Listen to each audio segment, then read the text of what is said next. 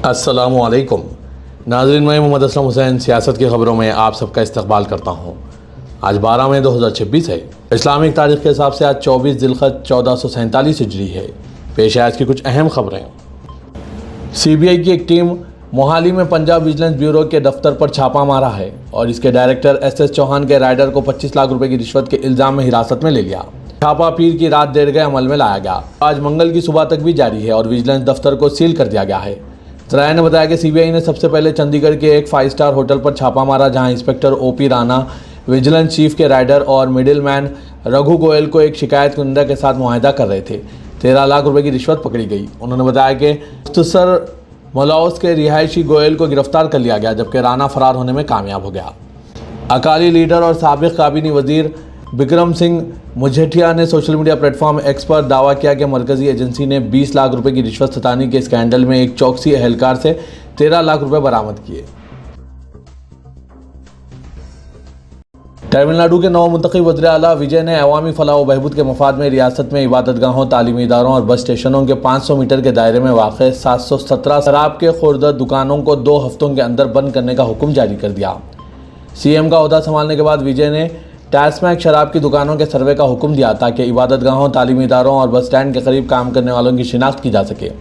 आम अवाम की फलाह व बहबूद को जहन में रखते हुए तमिलनाडु के वज़ीर आला जोसेफ विजय ने 2 हफ्तों के अंदर अंदर इबादतगाहों, तालीमी इदारों और बस स्टैंड के 500 मीटर के दायरे में वाक़ शराब की 717 दुकानों को बंद करने के अहकाम जारी कर दिए।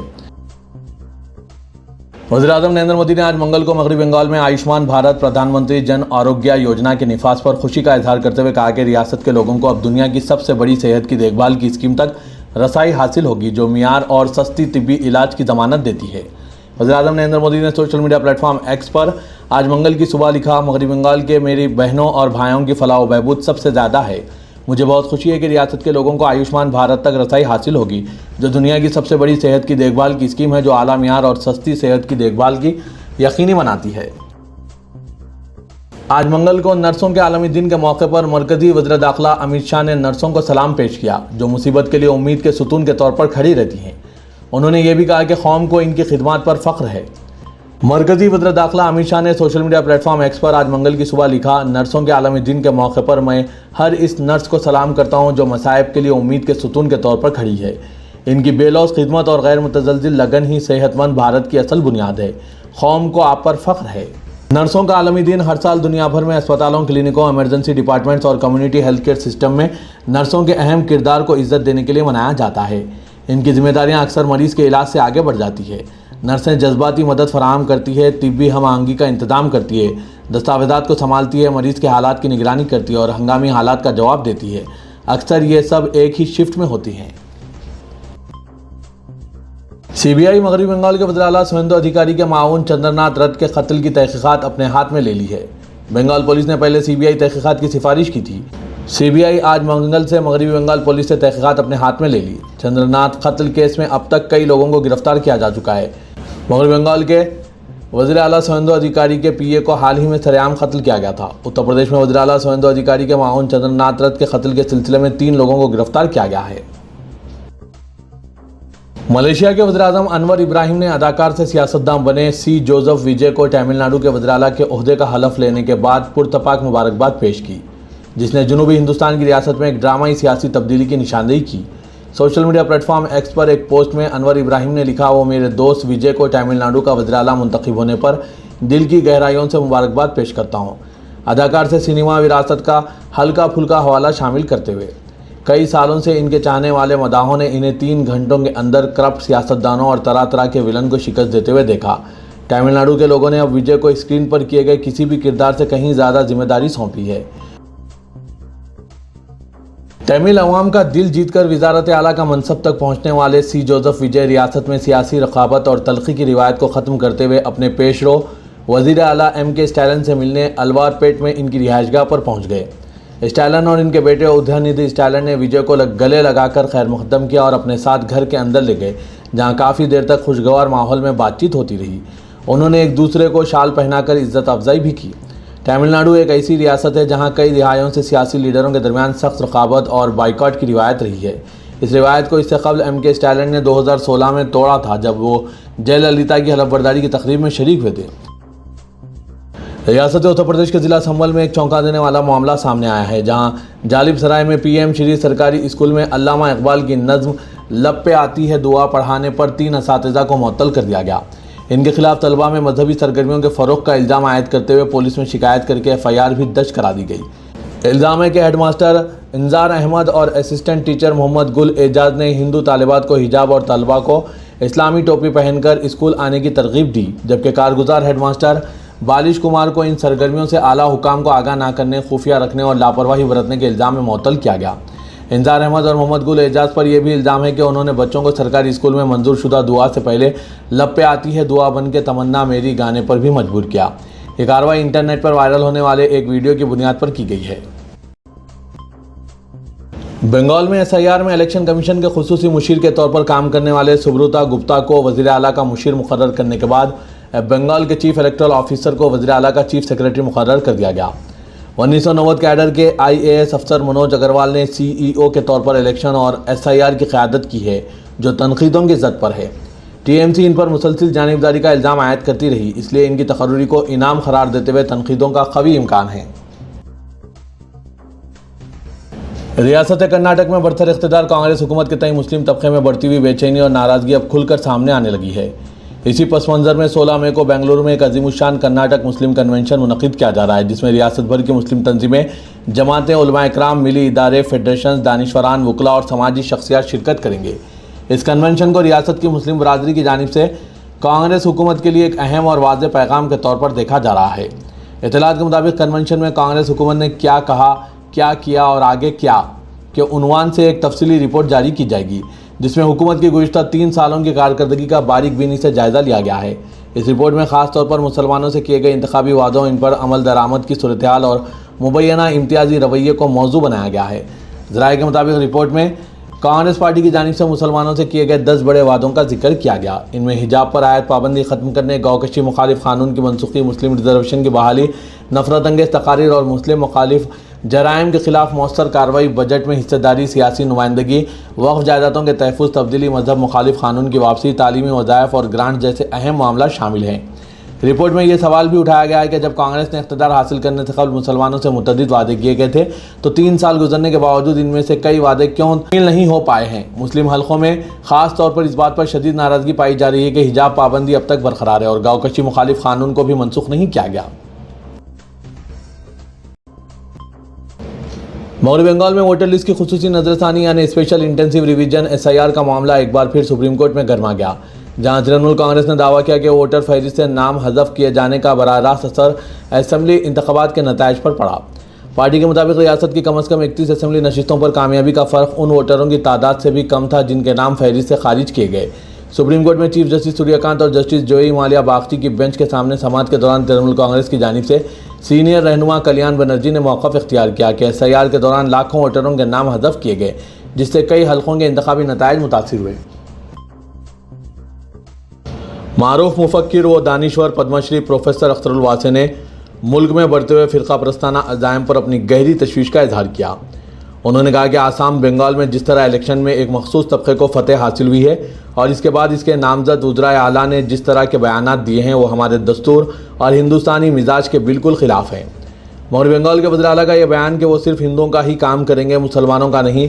इसी तरह पिछले दिनों आसाम और उत्तर प्रदेश के वज़राए आला ने जिस तरह की ज़बान मुसलमानों के ख़िलाफ़ इस्तेमाल की है और जिस तरह कुछ रियासतों में मुसलमानों के ख़िलाफ़ बुलडोज़र का इस्तेमाल हुआ है, वो इंतहाई खौफनाक और ख़तरनाक सिमत में मुल्क को ले जाने की कोशिशों का आगाज़ है। प्रोफेसर अख्तरुल वासी ने वज़ीर-ए-आज़म और RSS की आला क़यादत से अपील की है कि इस मुल्क में सबका साथ, सबका विकास, सबका प्रयास और सबका विश्वास उस वक्त तक सही मायनों में अपना मुस्बित असर नहीं दिखा सकता और हिंदुस्तान विकसित नहीं हो सकता जब तक सबके साथ यकसा और मुनसिफाना कौल व अमल का मुजाहरा नहीं होता। बॉलीवुड अदाकारा जैकलिन फर्नांडीज एक बार फिर सुकेश चंद्रशेखर से जुड़े मनी लॉन्ड्रिंग मामले में खबरों में है। इस मुकदमे में एक नया मोड़ आ गया है, क्योंकि अदाकारा ने खुद अदालत में सरकारी गवाह बनने की पेशकश की है। इस मामले के बाद केस की कार्रवाई पर सबकी नज़रें मरकूज हो गई। मीडिया के मुताबिक इससे कबल भी जैकलिन को सरकारी गवाह बनने का मशवरा दिया गया था, लेकिन उस वक्त उन्होंने इस तजवीज़ को कबूल नहीं किया था। अब अचानक अदालत में सरकारी गवाह दरख्वास्त के बाद मामला मज़ीद दिलचस्प हो गया है।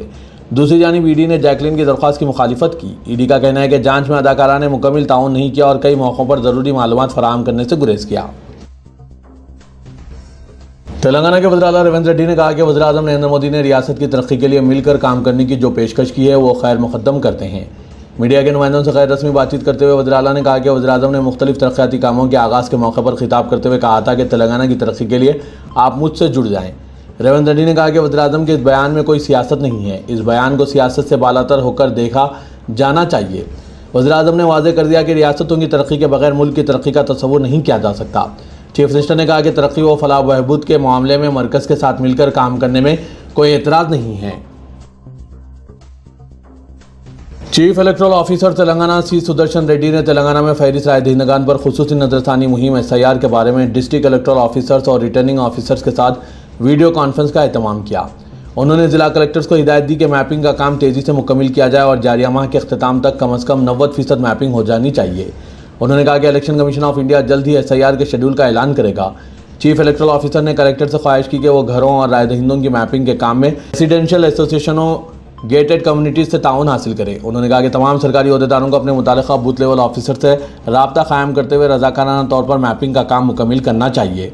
उन्होंने कहा कि बूथ लेवल ऑफिसर्स और मैपिंग के दीगर अहदेदारों को गेटेड कम्युनिटीज़ और स्लम इलाकों का दौरा करते हुए मुकामी अफराद की मदद से मैपिंग की तकमील करनी चाहिए।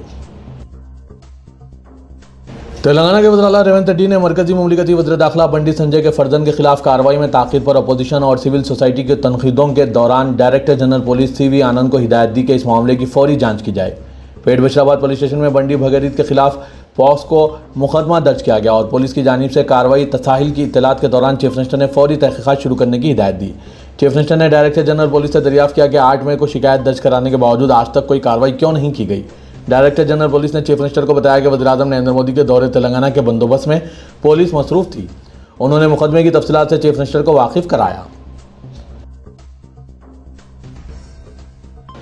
मरकजी मुमलिकती वजीर बंडी संजय के बेटे साई भगीरथ के खिलाफ पेट बशीराबाद पुलिस स्टेशन में दर्ज किए गए पॉक्सो एक्ट केस की तहकीकात की जिम्मेदारी खातून IPS अहदेदार के हवाले कर दी गई। समझा जा रहा है कि चीफ मिनिस्टर रेवंत रेड्डी ने बंडी संजय के बेटे की जानिब से कम उम्र लड़की से बदसलूकी के वाक़े पर अपोजिशन जमातों के बढ़ते दबाव के पेश नज़र director general police Telangana CV आनंद से इस केस के सिलसिले में तफसीलात हासिल की। बादशाह commissioner police Cyberabad M Ramesh ने इस केस की जिम्मेदारी deputy commissioner police Kukatpally zone रीति राज के हवाले कर दी है। साइबराबाद पुलिस कमिश्नर की जानिब से जारी किए गए अहकाम के मुताबिक पेट बशीराबाद पुलिस स्टेशन में दर्ज किए गए मुकदमा जिसका क्राइम नंबर 684/2026 BNS के दफ़ा 74, 75 और पॉक्सो एक्ट के दफ़ा 12 की तहकीकात की निगरानी रास्त तौर पर रीति राज को करने के अहकाम जारी किए गए। सदर कुल हिंद मजलिस इत्तेहादुल मुस्लिमीन और रुकन पार्लियामेंट हैदराबाद असदुद्दीन ओवैसी ने वज़ीर आज़म नरेंद्र मोदी की जानिब से अवाम से किफ़ायत शहरी इक़दामात की अपील के बाद मार्केट पर असरात के बारे में तंज़ किया है। असदुद्दीन ओवैसी ने सोशल मीडिया प्लेटफॉर्म X पर एक सारिफ का ये पोस्ट शेयर किया जिसमें कहा गया कि वज़ीर आज़म की तकरीर के बाद हिंदुस्तानी मंडियों से 5.5 ट्रिलियन रुपये गायब हो गए। ये पोस्ट करते हुए ओवैसी ने लिखा, भाइयों बहनों, इनका साफ इशारा वज़ीर आज़म नरेंद्र मोदी की तरफ था जो उमूमन अपनी तकरीर का आगाज़ भाइयों बहनों से करते हैं। सोना कम खरीदने की वज़ीर आज़म की अपील से ज्वेलर्स कंपनियों के हसस में शदीद गिरावट आई है। गैर ज़रूरी बैरून मुल्क सफ़र न करने के मशवरे से एयरलाइन कंपनियों के हसस भी 4.5% तक गिर गए हैं। सदर कुल हिंद मजलिस इत्तेहादुल मुस्लिमीन और रुकन पार्लियामेंट हैदराबाद असदुद्दीन ओवैसी ने ईद उल अज़हा के अय्याम में तीनों दिनों के दौरान शहर हैदराबाद के हुदूद में खुसूसी सफाई के लिए commissioner GHMC MC RV Kannan से नुमाइंदगी की। ओवैसी ने कमिश्नर GHMC से न सिर्फ फ़ोन पर बात की बल्कि अपना एक मकतूब रवाना किया जिसे मजलिसी रुकन कौंसल मिर्ज़ा रहमत बेग कादरी ने कमिश्नर GHMC से मुलाकात करके इन्हें हवाले किया। असदुद्दीन ओवैसी ने कहा कि ईद उल अज़हा मुमकिन तौर पर 27 मई को वाक़ होगी। ईद के 3 दिनों के दौरान GHMC के हुदूद में खुसूसी सफाई और देखभाल के काम करवाए जाएँ।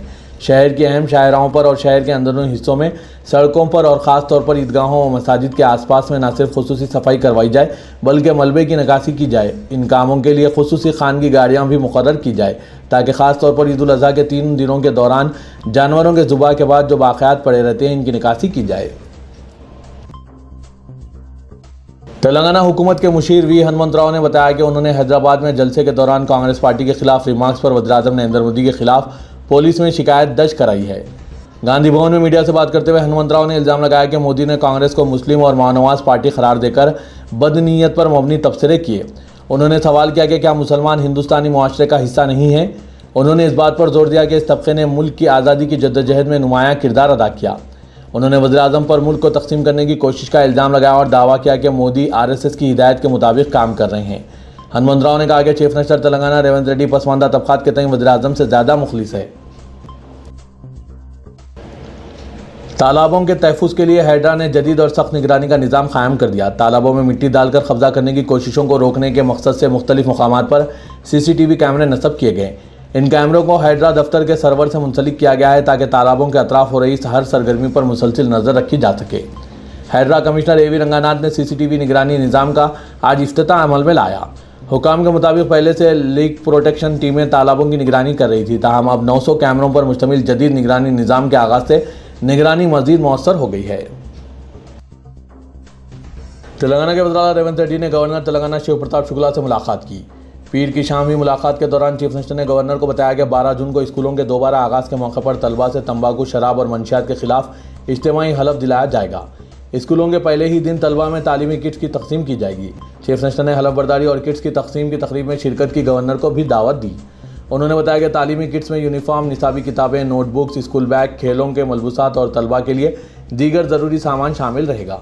उन्होंने कहा कि हुकूमत स्कूल्स और कॉलेजेस के इंतजामिया पर जोर देगी कि वो इस बात को यकीनी बनाएं कि तलबा मंशियात और दीगर नशे की चीज़ों से दूर रहें। महकमा तालीम, पुलिस और ईगल महकमे की मुश्तरका निगरानी में इज्तिमाई हलफ बर्दारी प्रोग्राम पूरी रियासत में मुनक़्क़िद किया जाएगा। इदारे सियासत के महबूब हुसैन जिगर कैरियर गाइडेंस सेंटर वाक़ दफ्तर सियासत एबिट्स में digital marketing with AI learning के क्लासेस का एहतमाम किया जा रहा है।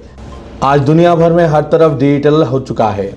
पैसों की अदायगियाँ डिजिटलाइज हो गई है तो हर काम डिजिटलाइज हो रहा है। इसीलिए इदारे सियासत ने डिजिटल मार्केटिंग के क्लासेस का एहतमाम किया, जिसमें SEO, social media management, content marketing, AI tools, WordPress और गूगल एड्स वगैरह सिखाया जाएगा। माहिर असातिज़ा की निगरानी में ये कोर्सेज चलाए जाएंगे। इस 45 रोज़ा कोर्स का आगाज़ कल चारशुंबा 13 मई को रात 8 बजे से इदारे सियासत के महबूब हुसैन जिगर कैरियर गाइडेंस सेंटर वाक़ दफ्तर सियासत एबिट्स में मुनक़्क़िद हो रहा है। ख्वाहिशमंद उम्मीदवार इससे ज़रूर इस्तिफ़ादा हासिल करें। मज़ीद तफ़सीलात के लिए इन फ़ोन नंबरात पर रब्त पैदा कीजिए। फ़ोन नंबर है 9393876978, 9652813994। कोर्स के अख्तिताम के बाद 100% प्लेसमेंट और इंटर्नशिप की भी गारंटी दी जा रही है।